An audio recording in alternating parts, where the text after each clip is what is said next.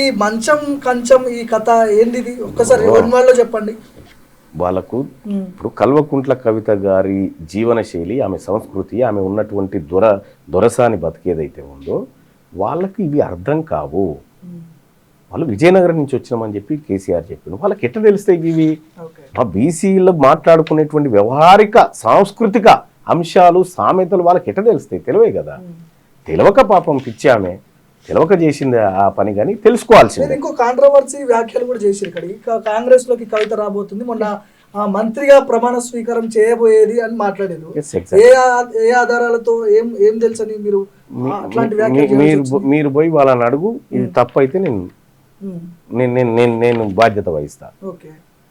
మొన్న 3 మంత్రులతో పాటు 4వ పేరు ఈ మీద కూడా ఉండే. చివరి క్షణంలో ఈమె పేరు తీసేసారు అందులోంచి. చివరి క్షణంలో ఈమె పేరు తీసేసారు. ఇది రాంగ్ ఏం అడగమని ఆమెను చెప్పమని చూద్దాం. కేసీఆర్ కేటీఆర్ ఎందుకు ఈమెను బయటకు వెళ్ళగొట్టారు అనుకుంటున్నావు? ఈ అంశం తెలిసిన తర్వాతనే. కేసీఆర్ కుటుంబంలో ఎందుకు చిచ్చు పుట్టిందంటే ఇదే చిచ్చు. ఇది ముఖ్యమంత్రి గారికి తెలుసు, నాకు తెలుసు, కవిత గారికి తెలుసు, పిసిసి చీఫ్ గారికి తెలుసు, నటరాజన్ గారికి తెలుసు, ఢిల్లీలో ఉన్న ఒక పెద్ద మనిషికి తెలుసు. ఇప్పుడు మీ ఇద్దరి మధ్య జరిగిన గొడవకి కనీసం బీఆర్ఎస్ పార్టీ నుంచి ఒక స్టేట్మెంట్ కూడా రాలేదు. విషయం ఏంటంటే కేసీఆర్కి అవగాహన ఉంది అంశం. ఇదంతా తెలుసు. కేసీఆర్కు కంచం మంచం ఈ పదాలు ఎప్పుడు వాడతారు, ఎందుకోసం వాడతారు అనేటువంటి లెక్క ఆయనకు తెలుసు. ఎందుకంటే కేసీఆర్ గారు మంచి ఉద్యమకారుడు. రెండోది ఏంటంటే ఆయన తెలుగు నాలెడ్జ్ ఉంది ఆయన దగ్గర. ఆయన దగ్గర ఉన్న తెలుగు నాలెడ్జ్ అంత ఈజీ నాలెడ్జ్ ఏం కాదు.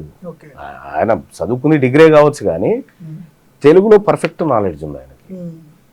ఇప్పుడు నేను తెలుగులో నేను అద్భుతంగా తెలుగు వ్యాకరణాలు కానీ, తెలుగు ఛందస్సు కానీ, తెలుగు పద్యాలు కానీ అవలీలగా రాసి పారేస్తాను నేను.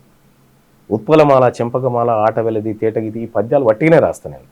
ఎందుకంటే దాని మీద ఉన్నటువంటి పట్టు.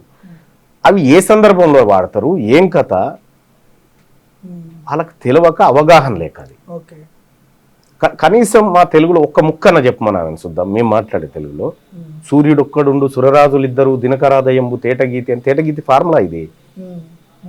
ఆమె చదువుకున్న షార్ట్ కట్ చదువు కాబట్టి అవి తెలివే ఆమెకు. గురువులు మూడిట మగనము పరగంగా, ఆది గురువు భగనం బయ్యన్, ధర మధ్య గురువు జగనము, సరసాగున అంత్య గురువు సగనం బయ్యన్.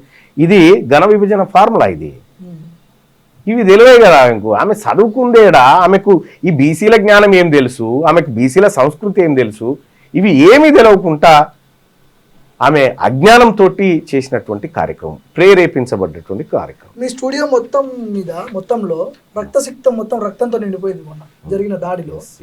ఈ రక్తం మీకు సంబంధించిన వాళ్ళదా, జాగృతికి సంబంధించిన వాళ్ళదా? అది టెస్ట్ చేస్తే తెలుస్తుంది. కానీ నా బ్లడ్ ఉంది.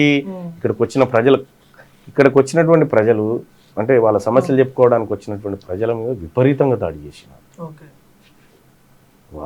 చేతికి కూడా దెబ్బ చేతికి గాయమైంది. అవును.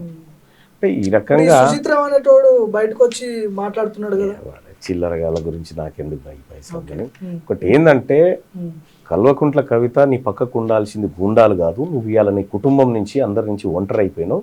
నీకు నా సూచన ఏంటంటే పక్క పొంటి మేధావులను పెట్టుకో, హౌలగాలను పెట్టుకుంటే ఇట్లుంటది. ఫోన్ ట్యాపింగ్ దగ్గరకు వద్దాం. ఫోన్ ట్యాపింగ్ విషయం పక్కాగా ఫోన్ ట్యాప్ అయిందని చెప్పి మీరు ఆధారాలతో చెప్పగలుగుతారా? సీట్కి ఏం చెప్తారు? ఆధారాలు ఉన్నాయి కదా, ఇస్తాం కదా. ఏ రోజు ఏం జరిగింది అనేటువంటి ఆధారాలు మా దగ్గర ఉన్నాయి. ఖచ్చితంగా సిట్కి ఇస్తాం. ఈ సంగతి ఏందో తెలుస్తాం. కానీ మల్లన్నని ప్రభుత్వం ఈ విచారణలో, ఫోన్ ట్యాపింగ్ విచారణలో మల్లన్న సైడ్ ఎంతవరకు మాట్లాడే అవకాశం ఉంది? ప్రభుత్వం మీరు ఇండిపెండెంట్ గా ఉంటున్నారు, పార్టీలో లేరు. ఒక విషయము, నేను ఇట్లే ఉంటా భార్గవు, నేను ఇట్లే ఉంటా, ప్రజల కోసమే ఉంటా. నాకు పదవులో ఇంకోటో అలంకారం అది కాదు మా ఇంటెన్షను. నేను ఉండడమే ఇట్లుంటా. ప్రభుత్వాలు వస్తుంటే మారుతుంటే పోతుంటాయి. తీన్మార్ మల్లన్న ఇట్లే ఉంటాడు, ఈ ప్రజల కోసమే ఉంటాడు. గతంలో బీఆర్ఎస్ పార్టీ అధికారంలో ఉన్నప్పుడు దాడులు జరిగినాయి. ఇప్పుడు మీరు ఎమ్మెల్సీ అయిన తర్వాత కూడా దాడులు జరుగుతున్నాయి. అంటే ఒక ఎమ్మెల్సీ పరిస్థితే ఇట్లా ఉంటే నన్ను ప్రభుత్వం కదా కాపాడాల్సింది. పోలీస్ ప్రొటెక్షన్ కనీసం కల్పించారా మల్లన్నకి? ఒకటేందంటే ఆల్రెడీ నాకు 2+2 గన్మెన్స్ ఉన్నారు. ప్లస్ సెక్యూరిటీ కూడా ఉంది. సో ఇంకా ఈ సెక్యూరిటీని మరింత అడిగేటువంటి అవకాశం అయితే ఉంది. చివరిగా చెప్పండి, ఫోన్ ట్యాపింగ్ గురించి ఏం చెప్తారు? చివరిగా చెప్పండి, కంక్లూడ్ చేయండి. ఫోన్ ట్యాపింగ్ 100% జరిగింది, అక్రమంగా జరిగింది, అనైతికంగా జరిగింది. దీంట్లో ఖచ్చితంగా కేసీఆర్, కేటీఆర్, ప్రభాకర్ రావు అండ్ గ్యాంగు దోషులుగా తేల్తారు, వాళ్ళకి శిక్ష పడాల్సి.